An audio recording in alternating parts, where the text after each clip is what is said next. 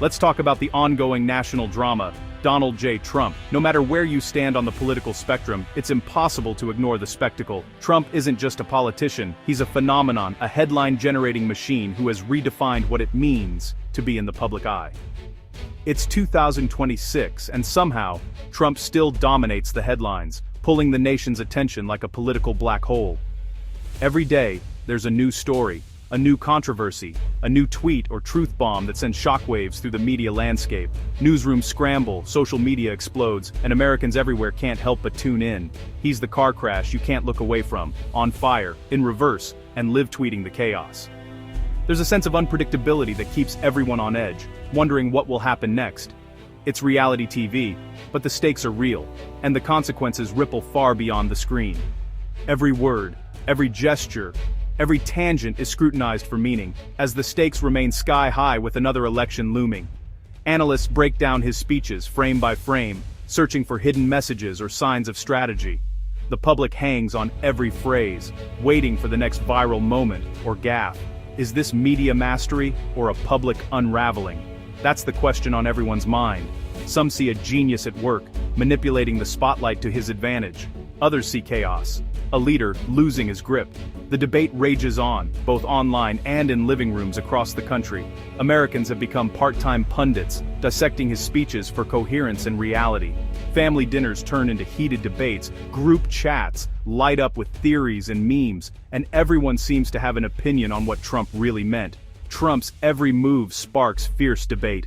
Is he a fighter or a liability? Supporters rally behind his every word, convinced he's the only one who can shake up the system. Critics warn of the dangers, pointing to the chaos and division that follow in his wake. A recent speech only fueled the obsession, confusing, chaotic, and leaving more questions than answers. The press conference was a whirlwind, with reporters shouting, supporters cheering, and critics shaking their heads in disbelief. The nation watched, transfixed, as the drama unfolded in real time. With Trump, the show isn't over. If anything, we're just getting to the strangest part. The country waits, breath held, for the next act in this never-ending saga, because whether you love him or loathe him, you simply can't look away. On a night when the nation expected clarity and direction, millions gathered around their screens, waiting for a presidential address that promised to tackle the country's most pressing issues. Americans from all walks of life, families in living rooms, students in dorms, retirees in quiet kitchens, tuned in, hoping for substance and reassurance.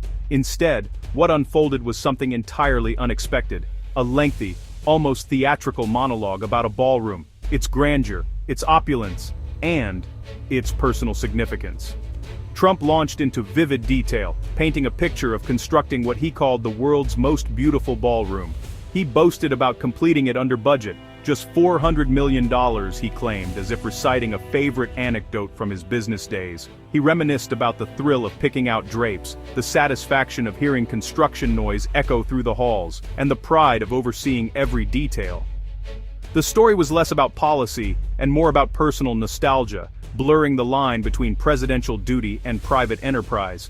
As he spoke, it became clear that the boundaries between public service and personal profit were dissolving. The speech felt like a sales pitch, with the president as both the developer and the client, extolling his own achievements. The tone shifted from presidential to promotional, as if the nation was being invited to invest in a luxury property rather than listen to a leader address national concerns. Then, in a moment that felt almost surreal, Trump veered off script and joked about awarding himself the Medal of Honor. The room seemed to pause, unsure whether to laugh or gasp. "They say you can't do it, sir. Bad protocol," he quipped, grinning as if the highest military honor were just another trophy to be claimed. The comment blurred the line between satire and sincerity, leaving the audience uncertain of his intent. The casualness was breathtaking, a leader treating the weight of tradition as if it were merely a suggestion, not a sacred responsibility. It was a moment that seemed to redefine the boundaries of presidential decorum. As the speech drew to a close, reporters clamored for answers, their voices rising in a chorus of urgent questions. But Trump, unfazed, simply turned and walked away, leaving the podium and the nation hanging. No answers were given, no clarifications offered. The silence that followed was almost deafening, echoing through the empty press room and across the country. The image was striking. a leader retreating from scrutiny, leaving journalists and citizens alike in a state of confusion and disbelief. The questions lingered in the air, unanswered and unresolved. Was this all a calculated performance, a deliberate strategy to distract and deflect? Or was it something else entirely, a glimpse into a presidency where spectacle often overshadowed substance? Either way, the nation was left bewildered, wondering not just what they had witnessed, but what it meant for the future of leadership and accountability in America. Commentators quickly pounced, calling the speech rambling, confused, and sickly. Critics saw not strategy, but a troubling glimpse into Trump's state of mind. The focus on ballrooms and medals felt out of touch, vanity over substance. His abrupt exit was seen as a red flag. A leader unwilling or unable to face tough questions. Was he overwhelmed or just avoiding accountability? The consensus: this wasn't just bluster, it was a worrying spectacle. The performance raised real questions about his fitness for leadership. Beyond his words, Trump's appearance has sparked a fresh wave of concern and speculation across the country. In recent weeks, the public's attention has shifted from his rhetoric to his physical well-being, with every detail under the microscope. Journalist Aaron Rupar was among the first to highlight a rash-like injury on Trump's neck, sharing images that quickly went viral. This seemingly minor detail ignited a storm of online debate, with many questioning whether it pointed to a more serious, underlying health issue. Soon after, photos emerged showing Trump's hands, discolored, with visible sores and marks. These images circulated widely, fueling further speculation about his overall health and raising questions about what might be causing these visible symptoms. Observers also noted moments of labored breathing and an unsteady gait during public appearances. Clips of Trump appearing winded or struggling to walk steadily were dissected by both critics and supporters, adding to the growing narrative that his health may be in decline. These concerns are compounded by Trump's long-standing history of opaque medical records. Unlike many past presidents, he has often withheld detailed health information, leaving the public and media to fill in the gaps with speculation and rumor.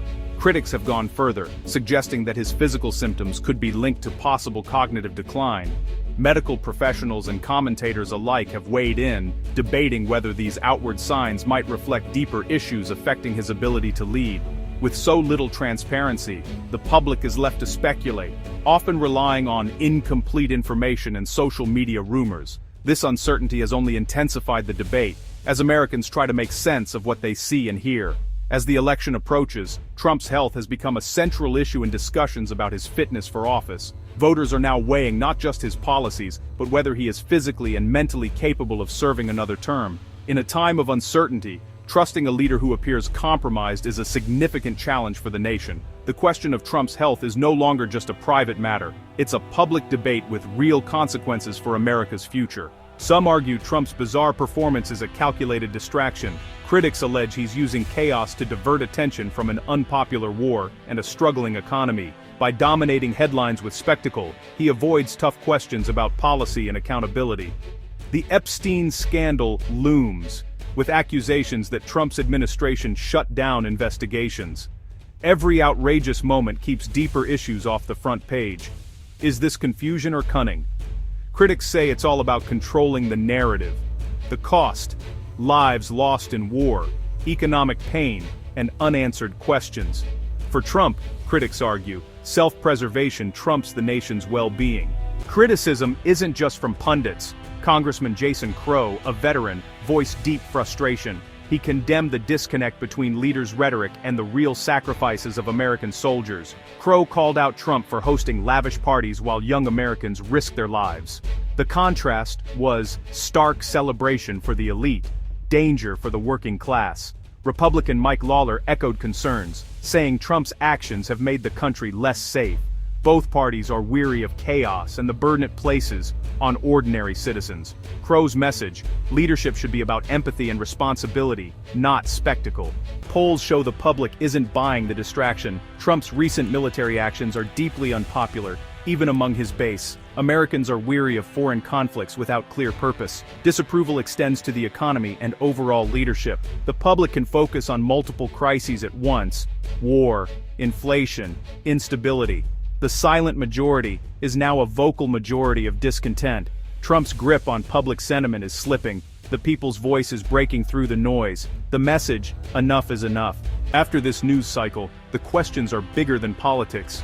Does Trump have the fitness, judgment, and stability to lead? Is he a cunning manipulator, a man in decline, or both? The presidency isn't reality TV. Real lives are at stake. Americans are demanding transparency, accountability, and competence. Should leaders be more open about their health? How do we hold them accountable? These questions will shape the future of American democracy.